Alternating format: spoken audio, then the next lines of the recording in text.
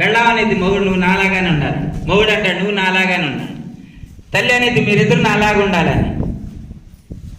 అంటే అందుకే ఘర్షణ వస్తూ ఉంది. ఈ అంగీకార భావన అంటే మనకి తెలియకపోవటం వల్ల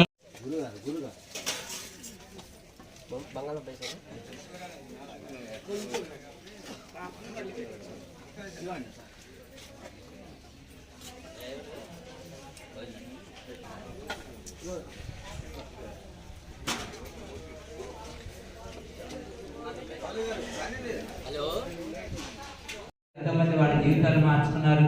ఇంకెంతో మనం చేయాల్సింది చేస్తా ఉన్నా, ఇంకెంతో జరిగింది మన ద్వారా. కాబట్టి మనందరం కూడా సహ సృష్టికర్తలు ఎలా అయ్యాము ఏమిటి అనేది ఈరోజు సృష్టి రహస్యం తెలుసుకుందామా? సిద్ధమేనా? ఓకే. కొన్ని విషయాలు కొత్తగా కూడా ఉంటాయి.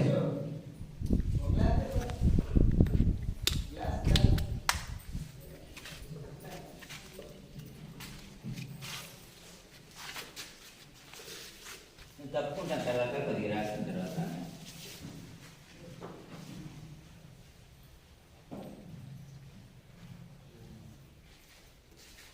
ఇది సృష్టికర్త.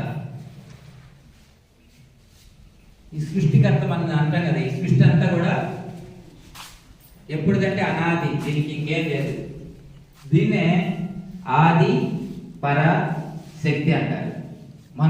మనం వృద్ధానికి ఒక రూపం ఉంటే కానీ మనం తెలుసుకోగలం, కాబట్టి ఒక నామం ఉంటే తెలుసుకోగలం. కాబట్టి మనం తెలుసుకుంటానికి ఒక నామాన్ని, ఒక రూపాన్ని మన ఋషులు మనకు అందించారనమాట. దాన్ని ఎట్లా ఉండేదంటే శూన్యం ఉందని అనుకో. శూన్యం అంటే ఎట్లా ఉంటుంది తెలియదు కదా. అప్పుడు దానికి ఏం చెప్పారంటే ఈ సమస్త సృష్టికి మూలం ఎవరైతే ఉన్నారో ఆవిడ్ని ఆది పర శక్తి. దానిలో అర్థం ఏంటి? ఆది పర శక్తి. దానిలో అర్థం ఉంది అనమాట.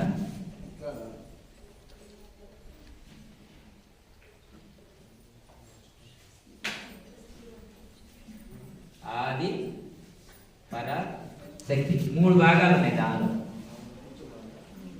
ఆది అంటే అనంతం, ఎప్పుడు అనేది ఇంకా దానికి పలానప్పుడు అనడానికి ఏమీ లేదు, దాని కౌంటింగ్ ఏమీ లేదు, ఎప్పటి నుంచో ఉంది అది అంతే. ఆది. పర అంటే ఏంటి? ఇహము పరం అంటాం కదా. పర అంటే ఇక్కడ ఇది కాంతి అన్నట్టుగా మనకు అర్థం అనమాట. అంటే ఎక్కడో ఉంది, ఆ జగన్మాత ఎక్కడో ఉంది. ఇహము కాకుండా పరం అనే మనం వాడేది అంటే మనకు అతీతంగా ఉంది అని అర్థం. మనకి అతీతంగా ఉన్నటువంటి శక్తిని పర అంటాం, పరాశక్తి అంటారు. ఆది పరాశక్తి. మూడోది శక్తి. శక్తి అంటే ఏదైతే ఉందో సమస్తం, ఏదైతే సృష్టించడానికి మూలమైందో దాని శక్తి అంటున్నాం. ఈ మొత్తం దీని అర్థం ఏంటంటే అనాదిగా ఉన్నటువంటి మనం గ్రహించినటువంటి ఏదైతే శక్తి ఉన్నదో దాన్నే సృష్టి అంటారు. సృష్టికర్త అనుకోవచ్చు, సృష్టి అనుకోవచ్చు. దానికి కాపీ రైట్ అవుతుంది, జిరాక్స్ కాపీలు అవుతుంది. జిరాక్స్ కాపీ కోసం అయితే ఇక్కడ దాకా మనం రావాల్సిన అవసరం లేదు. చూసి పాఠాలు పరీక్షలు రాసేయడానికి అయితే కాలేజీకి వెళ్ళాల్సిన అవసరం లేదు. కానీ ఈ భూమి అనేది పాఠశాల కాదు, పరీక్షా కేంద్రము అన్నారు పత్రిక. భూమి ఒక పాఠశాల అంటారు, పాఠశాల కాదు. గుర్తుంచుకోండి. మన పైలోకాల్లో కూడా పాఠాలు నేర్చుకుంటాం. ఎవరు అనుకోవద్దు ఇదేదో జీవితం అయిపోయింది, ఇది అయిపోగానే అయిపోయింది అనుకోవద్దు. ఇక్కడే కాదు, ఈ శరీరం వదిలిపెట్టిన తర్వాత కూడా అక్కడ కూడా మన పాఠాలు ఉంటాయండి. ఇది నిరంతరం, అంతం కాదు, ఇది ఆరంభం. కాబట్టి ఎప్పుడు కూడా మన జీవితాన్ని ఉందాన్ని ఉన్నట్టుగా ఎప్పుడు కూడా అంగీకరిస్తే ఇంకా తుది లేదు, అంతము లేదు, నిరంతర ప్రయాణం మాత్రమే ఉంది.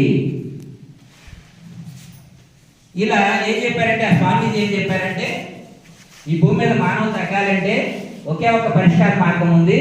ఎవరైతే ఈ జన్మ పునర్జన్మ చక్రంలో తిరిగాడుతున్నారో వీళ్ళు ఎన్లైట్మెంట్ అయితే వీళ్ళు ఈ భూమి మీదకి రావాల్సిన అవసరం లేదు, ఉన్నత లోకాలకు వెళ్ళిపోతారు. అప్పుడు ఈ భూమి ఖాళీ అవుతుంది, అప్పుడే జనాభా నియంత్రణ జరుగుతుంది తప్ప కుటుంబ నియంత్రణ ద్వారా జనాభా నియంత్రణ జరగదు. ఈ ఊర్లో ఈ శక్తి అంటారు. మన సంకల్పం ద్వారా ఈ సృష్టిలో ప్రతిదాన్ని మనం సృష్టించవచ్చు. ఎలా సృష్టిస్తాము అంటే మనం సహ సృష్టికర్తలం అయితేనే సృష్టిస్తాం, లేకపోయినా సృష్టిస్తాము. ఏమవుతుంది? ఒక హంతకుడు ఏం చేస్తాడు, ఒక దుర్మార్గుడు ఏం చేస్తాడు, ఇంకా అలాంటి వాడిని కొంతమందిని క్రియేట్ చేయగలుగుతాడు, అంతే కదా. ఒక విజ్ఞాని ఏం చేస్తాడు, తనలాంటి వాడిని కొంతమంది విజ్ఞానం తయారు చేస్తాడు. ఒక ముక్తుడు ఏం చేస్తాడు, ఎంతో మందికి ముక్తిని కలిగిస్తాడు. ఒక సృష్టికర్త ఏం చేస్తాడు, ఎంతో మంది సృష్టికర్తల్ని సృష్టించగలుగుతాడు. మనం అందరం కూడా 10 సార్లు లక్ష్యం ఏంటంటే, మొట్టమొదటి ధ్యానం అనేది మొదలుపెట్టిన తర్వాత సహసృష్టికర్తలుగా కావాలి. మనం సృష్టించే శక్తులుగా, మన దగ్గర శక్తి ఉంది, దాన్ని మనం అవగాహన చేసుకొని సహసృష్టికర్తలు కావాలి అనేది పత్రిక యొక్క లక్ష్యం. ముక్తులు కావాలని కాదు. పీరియడ్ మాస్టర్స్ ఎవరైతే ఉన్నారో ఆల్వేస్ ముక్తులే, గుర్తుంచుకోండి. మనకు తెలిసినా తెలియకపోయినా ప్రాంగణంలోకి వచ్చి మీరు కూర్చోంటే ఆల్రెడీ ముక్తులైతేనే ఇక్కడికి వస్తారు.